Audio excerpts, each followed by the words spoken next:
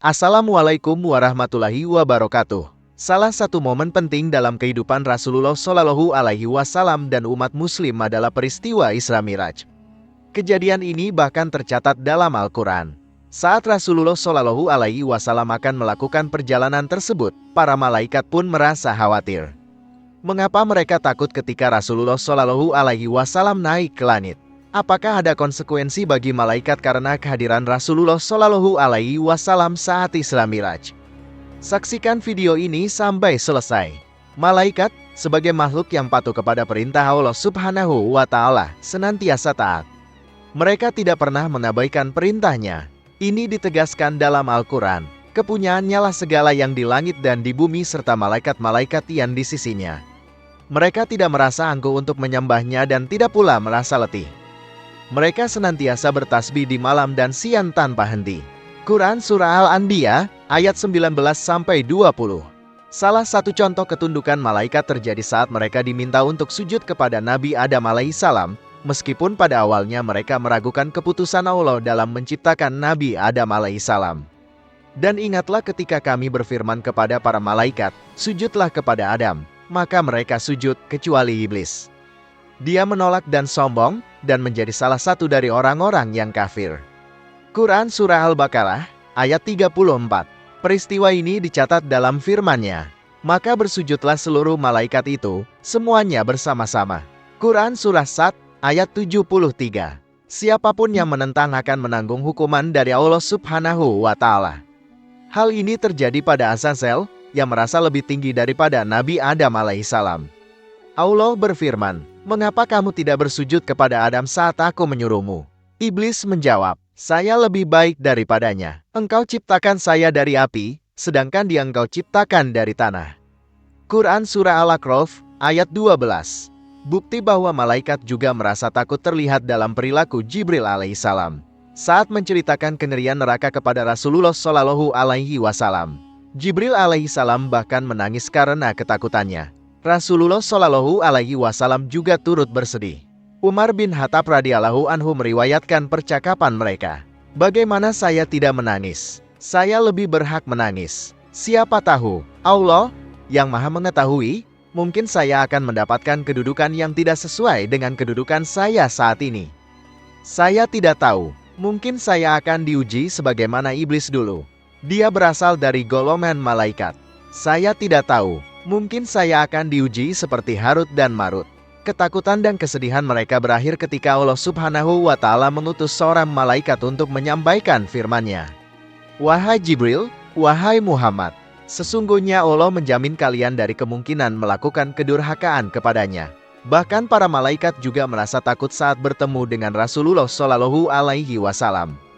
Salah satu peristiwa bersejarah adalah Isra Miraj Rasulullah Shallallahu Alaihi Wasallam dari Masjidil Haram menuju Masjidil Aqsa. Kemudian, dari Masjidil Aqsa menuju Sidratul Muntaha dengan mengendarai burak. Perjalanan Rasulullah Shallallahu Alaihi Wasallam ini telah diabadikan dalam Al-Quran.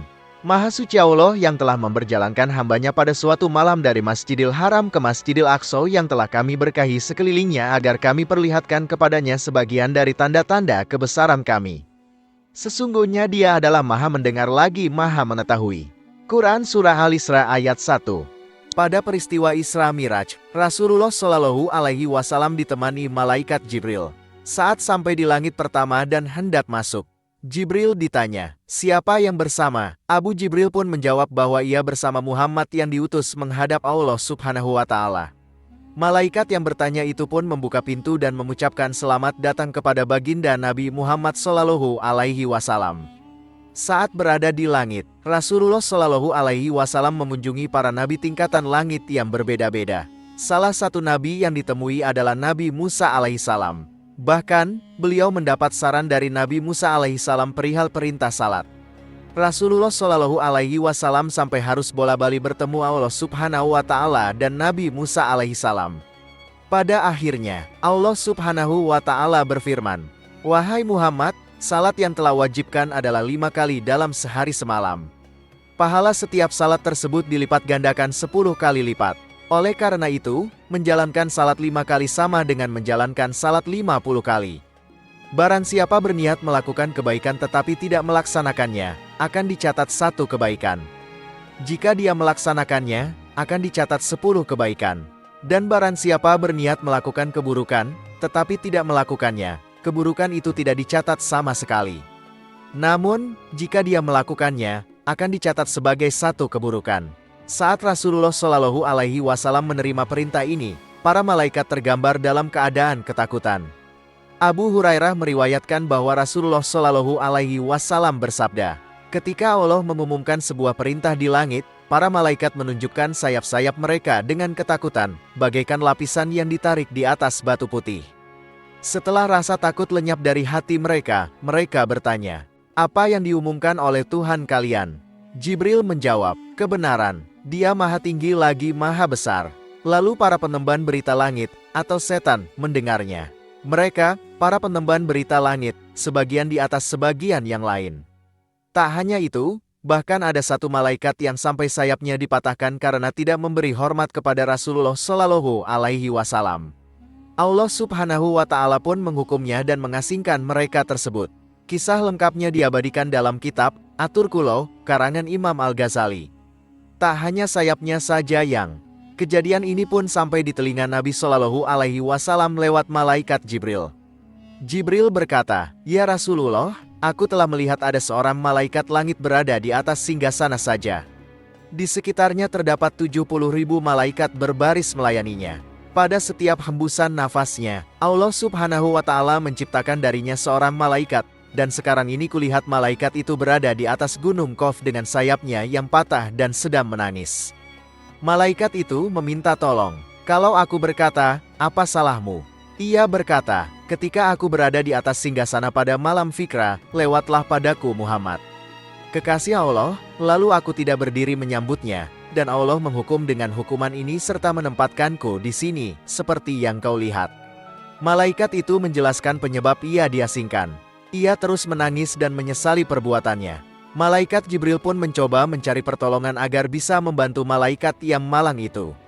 Malaikat Jibril pun meminta pertolongan kepada Allah Subhanahu wa Ta'ala. Lalu Allah Subhanahu wa Ta'ala pun berfirman, hai Jibril, katakanlah agar dia membaca sholawat atas kekasihku Muhammad Sallallahu Alaihi Wasallam. Perihal malaikat bersalawat dalam Al-Quran pun telah diabadikan. Sesungguhnya Allah dan para malaikatnya bersalawat untuk Nabi. Wahai orang-orang yang beriman, bersalawatlah kamu untuk Nabi dan ucapkanlah salam dengan penghormatan kepadanya. Quran Surat Al-Ahzab ayat 56. Sholawat adalah ungkapan penghormatan kepada Rasulullah Shallallahu Alaihi Wasallam. Imam Fakhruddin Ar-Razi dalam kitab tafsir, Mafatihul Ghaib, menjelaskan hal ini dengan mengatakan, bersalawat kepada Nabi bukanlah karena beliau membutuhkannya. Jika Nabi membutuhkan sholawat, itu karena ada kebutuhan malaikat yang bersamaan dengan sholawat Allah kepada beliau. Melakukan sholawat hanyalah untuk menghormati beliau, sebagaimana kita dihimbau oleh Allah untuk mengingatnya. Meskipun Allah tidak membutuhkan peningatan, kita melakukan hal ini semata-mata untuk menunjukkan penghormatan kita kepadanya, dan sebagai bentuk balasan darinya atas penghormatan kita. Sahabat yang beriman, malaikat adalah makhluk yang sangat taat kepada Allah Subhanahu wa Ta'ala. Mereka menjalankan semua perintahnya tanpa penolakan.